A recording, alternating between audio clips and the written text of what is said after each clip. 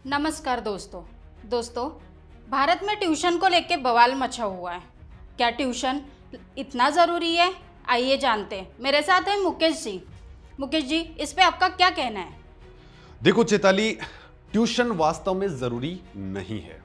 Tuition एक ऐसा धंधा या मैं कहूं कि गोरख धंधा हो गया इस देश के अंदर, और इसने कुकर मुत्ते पैदा कर दिए हैं। ठीक है, कुकुर मुत्ते इस लेवल पे पैदा कर दिए हैं जो आज पूरी देश की शिक्षा व्यवस्था को दीमक की तरह खोखला कर रहे हैं। चाहे इसके अंदर हर तरह के शिक्षक जो पूरी तरह से अपनी दुकानें खोल खोल करके रोड के ऊपर आ गए हैं, हम इस चीज की ट्यूशन करवा रहे हैं, हम इस चीज की ट्यूशन करवा रहे हैं, हम इस चीज की ट्यूशन करवा रहे हैं। पहली बात तो यह है कि यह एकमात्र ऐसा धंधा है, जो भी इनोवेटिव कंट्रीज हैं वहां पे धंधा नहीं चलता है। अब चाइना के अंदर जाकर के देख लीजिए, ये ट्यूशन नाम की दुकानें हैं ना, वहां नहीं मिलेंगी आपको। क्यों? क्योंकि आप स्कूली व्यवस्था को ही इतना मजबूत करिए कि ये जो ट्यूशन यानी बच्चा स्कूल में पढ़ करके आए और उसके बाद में सेल्फ स्टडी करे। लेकिन अभी देखिए भारत के अंदर हो क्या रहा है कि बच्चा स्कूल में पढ़ करके आता है और उसको आते से ही ट्यूशन के ऊपर जाना पड़ता है। कारण क्या है कि जो पिछली व्यवस्था है, स्कूली व्यवस्था है, वो बहुत ही बेकार है, उसकी हालत जो है वो बहुत खराब है। ठीक है, तो अब ऐसा हमें क्या करना चाहिए? तो इससे क्या हो रहा है कि पहली चीज तो है हमें कि जो हमारा स्कूली तंत्र है उसको बहुत अच्छे लेवल का बनाने की जरूरत है। हमें इस मामले में जस्ट लाइक चाइना का अगर हम एग्जांपल सेट करते हैं, तो वहां पे स्कूली तंत्र को उन्होंने इतना अच्छे लेवल पे डेवलप किया है। वहां पर इस लेवल की जो बच्चे हैं एग्जाम के अंदर जो पेपर्स को लेकर के वहां भी लीक करने की कोशिशें बहुत सारी होती थी। वहां की सरकार ने इस मामले में बहुत ज़्यादा संज्ञान लिया और आज की डेट में वहां पे किसी जस्ट लाइक हमने ऑपरेशन सिंदूर लॉन्च किया था, उस लेवल का ऑपरेशन जैसा माहौल देखने को मिलता है जब वहां कोई एग्जाम हो रही होती है। तो वहां बच्चों को बिल्कुल फ्रीडम दिया जाता है कि आप पूरी तैयारी करिए। और तैयारी क्या होता है, जैसा मैंने आपको कहा कि आप जैसे 12वीं तक का स्कूल है तो 12वीं तक के स्कूल को ही आप उस चीज में लीजिए। ठीक है, वहां तक कि बच्चे का जो आप स्कूलिंग टाइम जो होता है उसके अंदर ही अपने आप को इतना ज्यादा उसको पढ़ाने की तरफ फोकस करिए, वहां पे इनोवेटिव तरीके यूज करिए। और जो शिक्षक हैं वास्तव में हमारे यहाँ भी बहुत बढ़िया बढ़िया शिक्षक हैं, बहुत बढ़िया लेवल पे पढ़ाते भी हैं। लेकिन इसके बाद में एक्चुअली जो गोरख धंधा स्टार्ट होता है, जो हमारे इस स्कूली एजुकेशन के बाद स्टार्ट होता है। ठीक है, तो वहां पे चल क्या रहा है कि जैसे ही बच्चा किसी एग्जाम की प्रिपरेशंस करता है उसको किसी ट्यूशन पे जाना पड़ेगा। भाई क्यों जाना पड़ेगा? और दूसरी चीज़ है, मैं जो जो ट्यूशन का जो तंत्र होता है उसमें जो पढ़ाने वाले हैं उनको गोरख धंधे वाले ज़्यादा कहना पसंद करूंगा। वास्तव में क्या ज़रूरत है हमें इस ट्यूशन की? ट्यूशन नाम का जो एडिशनल चीज़ स्टार्ट हो गई है उसकी वास्तव में ज़रूरत ही नहीं है, और वो बिल्कुल इनोवेटिव तरीका नहीं है। वो देश की प्रगति में वो बिल्कुल योगदान देने वाला नहीं है।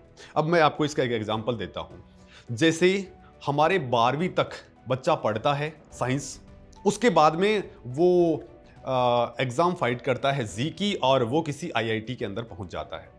चूंकि वो कुछ क्वेश्चंस को रट्टा मारता है, वहां पे कुछ शिक्षक ऐसे होते हैं जो उसकी तैयारी उस पर्टिकुलर चीज की करवाते हैं। ठीक है, वो तैयारी करवा दी, आपके 50 क्वेश्चन आएंगे, उन क्वेश्चन के ऊपर उसको रट्टा मरवा दिया, उसको पढ़वाई करवा दी।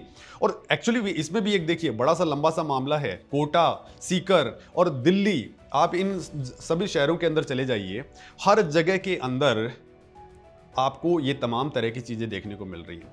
देखिए यहाँ पे एक बड़ी बात और बताऊंगा, और मैं जो ऑनलाइन शिक्षक हैं उनके ऊपर भी आऊँगा कि क्या खान सरकार ये सारे लोगों का मामला सही है, या खान सर वास्तव में जो पढ़ा रहे हैं वो सही है, या फिर जो दिल्ली के अंदर जो मैडमें बड़े इशारे सारे कर करा के बच्चों को पढ़ाती हैं क्या वो सही है या गलत है, इस पर भी मैं आऊँगा। लेकिन उससे पहले इस चीज़ को मैं आपको क्लेरिफाई कर दूँ कि ये जो ट्यूशन वाला तंत्र है ये बिल्कुल इनोवेटिव तरीका नहीं है, बिल्कुल बेकार सिस्टम है। इस सिस्टम को पूरी तरह से क्लोज कर देना चाहिए। इन ट्यूशन सेंटर्स का जो धंधा है बेसिकली ये हमारे शिक्षा तंत्र का के ऊपर लगा हुआ धब्बा है, दीमक है। तो पहला पहला सिस्टम तो हमें ये करना पड़ेगा कि हमें इस चीज़ को वास्तव में सरकार को इस पर संज्ञान लेना चाहिए। इसके ऊपर एक high level committee, high level research की टीम को बैठाना चाहिए कि इससे क्या कितना बड़ा देश को नुकसान हो रहा है, पहली बात। सेकंड चीज़ क्या होती है कि ये जो क्वेश्चन पेपर लीक वाले ये जो मामले आते हैं, ये कौन करवाता है? ये करवाया जाता है इन्हीं कोचिंग सेंटरों के जरिए। चाहे देश के अंदर फैले हुए अलग अलग ये सारे के सारे जो ट्यूशन का धंधा कर रहे हैं, जो एक बाहर जो वास्तव में शिक्षक नहीं है, प्रोपेगेंडा फैलाने वाला सा काम कर रहे हैं। अभी प्रेजेंट के अंदर भी देखने के पत्रकार के खिलाफ ये सारे लोग उतरे हैं। तो ये एक बार देखिए, एक बड़ी है, एक गैंग काम कर रही है। पत्रकार एक वर्ड बोला है, उसके खिलाफ सारे के सारे आ गए। तो इसका मतलब ये माफिया, अगर इसके लिए इस्तेमाल करें वर्ड, तो माफिया हैं ये लोग। ये शिक्षक नहीं हैं, ये बेसिकली जो खून पीने वाला ड्रैकुला होता है, ये वो लोग हैं। देखिए बहुत सारी जगह पे यही नहीं बल्कि कुछ ऐसे भी होते हैं, जैसे बच्चे पढ़ रहे हैं, वहाँ पे भी शिक्षक जो वहाँ पढ़ा रहा होता है वो एडिशनल कमाई करने के लिए क्या करता है। जैसे मैं आपको बताऊं कि जब मैं 12th क्लास में था, मैं कांवट राजस्थान के एक स्कूल में पढ़ा हूँ। वहाँ के जो टीचर्स थे, साइंस के टीचर्स, वो वहाँ गरीब बच्चे पढ़ते थे, फीस के पैसे नहीं हुआ करते थे। और वो जो शिक्षक थे वो मतलब उनको हम लोग ड्रैकुला ही कहते थे, वो खून चूसने वाली मशीनें थे। वो वाइवा एक होता है, ठीक है, उस वाइवा में नंबर्स एक्स्ट्रा दिलाने के लिए, एक्स्ट्रा सपोर्ट करने के लिए बहुत ही गंदा सिस्टम था। सोचिए वो किस तरीके के बच्चे तैयार कर रहे थे उस वक्त। तो वो लोग, वो शिक्षक, मैं जाहिर सी बात आज भी उनको नहीं कहना पसंद करूंगा, क्योंकि जो बच्चे गरीब बच्चे थे, सरकारी स्कूल में पढ़ने के लिए आते थे और वहाँ उनके पैसे देने के लिए उनके पास फीस के पैसे नहीं हुआ करते थे, उसके बावजूद उन लोगों ने बाहर से, आप मेरी क्लास में आएंगे तो आपको सपोर्ट मिलेगा, वाइवा में सपोर्ट मिलेगा। कोई भी बच्चा को लगता है कि मेरा फ्यूचर खराब हो जाएगा, वाइवा के अंदर नंबर अच्छे आने चाहिए मुझे, वो वहाँ जाते थे। बहुत सारे बच्चों के पास में पैसे देने के लिए नहीं होते थे, हम भी उनमें से एक थे जिनके पास में उतने पैसे नहीं हुआ करते थे। लेकिन ये सारा गोरख धंधा हम लोगों ने तब भी देखा था। तो बेसिकली वो ही तंत्र है। अब बात आ जाती है कि आज की डेट में जो खान सर हैं या फलान सर जी हैं, धमकान सर जी हैं, ठीक है, एक तो सब लोग अपने आप को पता नहीं एक पदवी अपने आप ही जोड़ लेते हैं, जो अंग्रेजों के टाइम पे चलती थी, सर की उपाधि। इन लोगों ने सब जगह सर, XYZ सर, ठीक है, वहां पहले सर पहले लग जाता था और अब इन्होंने अपने नाम के, जिसको मन करता है ना वो अपने नाम के साथ में सर जोड़ लेता है, ठीक है। भाई आप लोग इनोवेशन में क्या योगदान दे रहे हो? जैसे खान सर से पूछना चाहूंगा मैं, खान सर, ये आपने एजुकेशन के अंदर, इंडियन एजुकेशन के अंदर क्या योगदान है भाई आपका? क्या आप जो स्कूली व्यवस्था है उसके अंदर आप जो कुछ कर रहे हो, इसका कोई योगदान है क्या? आपने, पहली बात तो ये है, आप ये कह रहे हो कि हम बहुत सस्ता मटेरियल ऑनलाइन प्रोवाइड कर रहे हो, ठीक है। मैं कहता हूं आज इलॉन मस्क के बच्चे स्क्रीन नहीं देखते हैं, ठीक है, जेफ बेजोस के बच्चे स्क्रीन नहीं देखते हैं। आप वर्ल्ड वाइड अगर जाएंगे तो स्क्रीन से बच्चों को दूर किया जा रहा है। ऑनलाइन एजुकेशन को पूरी तरीके से वो लोग इसके खिलाफ हैं, ठीक है। मतलब ये है क्योंकि बच्चा स्क्रीन का आदी हो जाता है, इतना खतरनाक लेवल का एडिक्ट हो जाता है कि वो YouTube पे आप वीडियो दिखा करके बोलते हैं कि देखिए साहब हमने YouTube पे वीडियो डाल दिया है। अब YouTube पे आप बच्चे जो है ना फ्री में देख रहे हैं, बच्चे फ्री में देख नहीं रहे हैं, ठीक है, बच्चे उस चीज के एडिक्ट हो रहे हैं, ठीक है। सेकंड चीज, आप उसके साथ साथ पैरेलली प्रोपेगेंडा और फैलाते हैं, बच्चों को उसकी तरफ, अपनी तरफ अट्रैक्ट करने की कोशिश करते हैं कि वो आपकी दुकान के अंदर आए। खान सर भी लंबी चौड़ी कोचिंग चला रहे हैं, ठीक है, बोलता है बहुत कम पैसे ले रहे हैं, ठीक है। ये ठीक वैसा ही मॉडल है जैसे चाइना वाला मॉडल होता है, ठीक है। चाइना वाला मॉडल भी ठीक इसी तरीके से काम करता है कि आप सस्ते के अंदर माल दीजिए, आपके खरीदने वाले आपको मिल जाएंगे, ठीक है। तो इस तरीके से दे करके पहली बात तो ये है कि इस ट्यूशन वाले सिस्टम के खिलाफ स्टूडेंट्स को उतरना पड़ेगा कि हमें ट्यूशन नहीं चाहिए।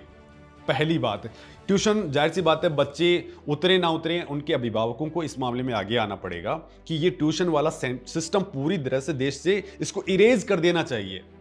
आप जो 12वीं क्लास तक हैं या 10वीं क्लास के बाद में कोई एग्जाम लग रही है तो उस एग्जाम की प्रिपरेशंस स्कूल के दायरे तक ही होनी चाहिए। सेकंड चीज़ है कि जब ये चीज़ होती है तो एक और माफिया पनपता है, उसको बोलते हैं कि प्राइवेट स्कूल माफिया। तो वहाँ पे हमें ऐसे या तो स्ट्रिक्ट रूल्स हमें इस लेवल के फॉलो करवाने चाहिए जो वहाँ पे एक माफिया और पनप नहीं पाए, पहली बात। क्योंकि एजुकेशन के अंदर ही प्राइवेट माफिया है, वो बहुत बड़ा, बहुत ही घाघ माफिया होता है, तो वो उसे हमें रोकने की जरूरत है। सेकंड ऑप्शन पे अगर हम आते हैं, जब सरकार इस लेवल पे बड़े सख्त नियम अगर वहाँ पे करती है तो प्राइवेट एजुकेशन कोई बुरी चीज़ नहीं है। वहाँ पे आप गाइडलाइन सेट करिए, आप वहाँ पे फी स्ट्रक्चर तय करिए ताकि वहाँ बच्चे इजीली पढ़ पाएँ। साथ ही जो आजकल सामान दे देंगे पूरे स्कूल वाले, पूरी अलग से दुकान खोल करके रखते हैं, उसके लिए आपको प्रॉपरली गाइडलाइंस तय करनी पड़ेंगी। तो एक तो ये चीज़। सेकेंडली, आपको जो आपकी गवर्नमेंट स्कूल्स हैं उसके अंदर अच्छी गाइडलाइंस बना करके वहाँ पे एजुकेशन को डेवलप अच्छा करना पड़ेगा। तीसरा पॉइंट आता है कि आपको इसके बाद में कोई, जब लड़का 12वीं तक अच्छे लेवल पे पढ़ रहा है तो वो जो 12वीं तक पढ़ा है, क्वेश्चंस उनके टेक्स्ट बुक्स के अंदर से ही होने चाहिए। बाहर से आप इधर से उधर से जो आज पेपर बनते हैं उनके अंदर यही कुछ हो रहा है कि वहाँ ये जो जितने भी, चाहे ऑनलाइन माफिया बोल दूँ, ये सारे लोगों के हाथ होते हैं इसके अंदर। चाहे वो ऑनलाइन पढ़ा रहा है तो दूध का धुला नहीं है, वो सो कोल्ड सर जो भी हैं, वास्तव में इन तमाम तरह के लोगों के ही हथकंडे हर लेवल पे होते हैं। ये बाकायदा पेपर लीक करवाते हैं, चूंकि मैंने पढ़ाया था इसमें से पेपर आया, समथिंग करके बच्चों को अपनी तरफ अट्रैक्ट करना है। तो ऑनलाइन पढ़ाई का जो धंधा है, ये जो धंधा चल रहा है, उसके अंदर करोड़ों रुपए की इनकम होती है। इसकी वजह से पढ़ाते हैं ये लोग, ठीक है। तो इन सारे लोगों का धंधा, भारत सरकार को इसके ऊपर सख्त एक्शन लेने की जरूरत है ताकि इस तरह का जो चीजें पनप रही हैं भारत के अंदर, वो नहीं पनप पाए। तो मुकेश जी, ये हो गई कि क्लासेस क्यों नहीं लगाना चाहिए, बट अब मैं पूछना चाहूंगी कि जो पेपर लीक्स हो रहे हैं उस पर आपका क्या कहना है?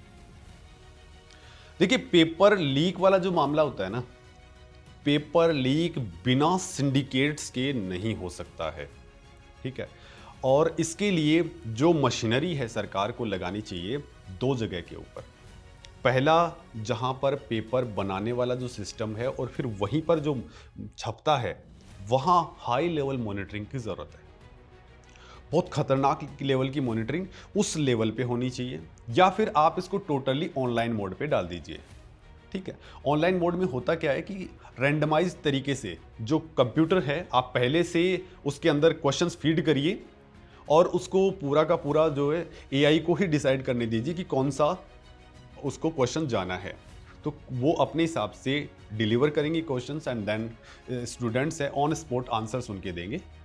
तो ये जो काम अगर होगा तो ये काफ़ी बेहतरीन हो सकता है, पहली चीज़। सेकंड, अगर आप वैसा नहीं करना चाहते हैं, पेपर पब्लिश करके ही आप उसमें डिस्ट्रीब्यूट करना चाहते हैं, तो 2 चीज़ों में है कि जहाँ छप रहा है वहाँ आपको बहुत अच्छा काम करना पड़ेगा। सेकंड, जो गवर्नमेंट ऑफ इंडिया ने जो भी स्टेप लेने की कोशिश की है कि will take help from the air force, ठीक है। एयरफोर्स से हेल्प लीजिए, क्योंकि हम बड़ा काम नहीं कर रहे हैं, अलग तरीके का काम नहीं कर रहे हैं। बड़ा काम तो है ये, लेकिन अलग तरीके का नहीं है। चाइना के अंदर अगर ये बहुत सारे लोग जो बकवास कर रहे हैं, उन लोगों को एक बार वहाँ का भी देख लीजिए, ठीक है। वहाँ जब एग्ज़ाम लग रही होती है तो पूरी पूरी फोर्स लगती है, बड़े लेवल पे पूरी सपोर्ट सिस्टम भी है कि बच्चे को हर तरह की मदद होनी चाहिए। सेकंड, उनके ऊपर मॉनिटरिंग इस लेवल की होती है। मैं बताऊं चैताली, यहाँ इंडिया के अंदर बच्चे करते हैं ये चीज़ें, लेकिन अगर हम चाइना की भी बात कर लेते हैं तो वहाँ पर बच्चे इतने ज़्यादा एडवांस तरीके के चीज़ें इस्तेमाल करते हैं कि वो पेपर के अंदर जो कुछ आ रहा है उससे वो ट्रांसमिट कर पाएँ वहाँ पे, ठीक है, चीज़ें, और बाहर से कोई आंसर दे, वो ट्रांसमिट होकर के उनके पास पहुँचे और वो उसका आंसर कर दें।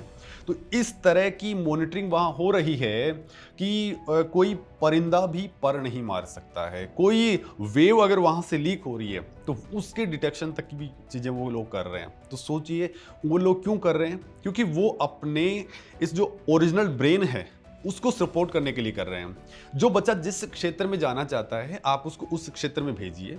लेकिन भारत में होता क्या है, इसके उल्टा है। सेकंड क्या है कि जो बच्चे हैं वो सारे के सारे, हर कोई परिवार चाहता है, पूरे नॉर्थ इंडिया के अंदर हम स्पेशली अगर देखते हैं तो वहाँ इस सरकारी नौकरी वाला कल्चर बहुत ज़्यादा पनप गया है। सरकारी नौकरी मतलब आराम की नौकरी, और इस आराम की नौकरी के चक्कर में जो अच्छा ब्रेन है, जो देश के बहुत अच्छा काम आ सकता था, देखिए आज भी मैं आपको ये कहना चाहूँगा कि जो देश को ख़राब करने के लिए जैसे हमारी जो ब्यूरोक्रेसी है, ब्यूरोक्रेसी के अंदर इनोवेटिव लोगों की बिल्कुल कमी है।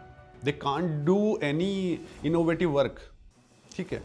वहाँ पे देखिए जो साइंटिफिक फील्ड है उसके अंदर साइंटिस्टों को लगाइए, वो बहुत बेहतरीन आउटपुट देंगे। डिफेंस सेक्टर है, डिफेंस सेक्टर के अंदर जो डिफेंस से जुड़े हुए लोग हैं, जैसे हमारा डिफेंस सेक्टर में आपको इसके लिए छोटा सा एग्जांपल दूंगा कि डिफेंस सेक्टर के अंदर क्या होता है, बच्चे को एनडीए दिलाया जाता है, उसकी खड़गवासला के अंदर प्रॉपर ट्रेनिंग होती है बच्चे की, और वहाँ पे उनका सेग्रीगेशन होता है कि किस फील्ड में कैसे कैसे जाएगा।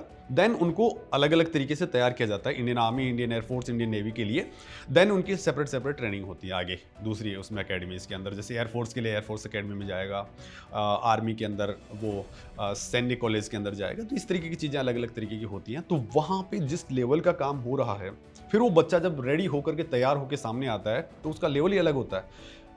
लेकिन हमारे जो बाकी तंत्र हैं, चाहे वो यूपीएससी वाला मामला हो और चाहे बाकी ये जो एग्ज़ाम्स हैं इनको लेकर के हो।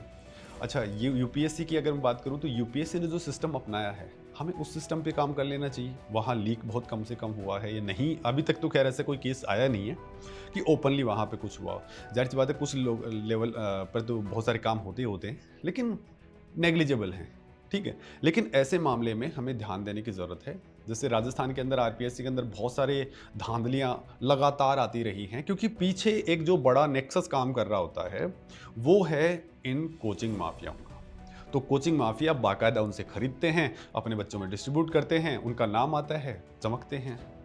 अब खान सर के ऊपर भी आरोप लग रहे हैं कि वो भी अपना नाम चमकाने में लगे हुए हैं। साथ में जो दूसरे उनके ही धंधे के अंदर जो बाकी लोग हैं उनको वो कुछ मतलब परेशान करने के लिए काम कर रहे हैं, ऐसे आरोप उनके ऊपर लग रहे हैं।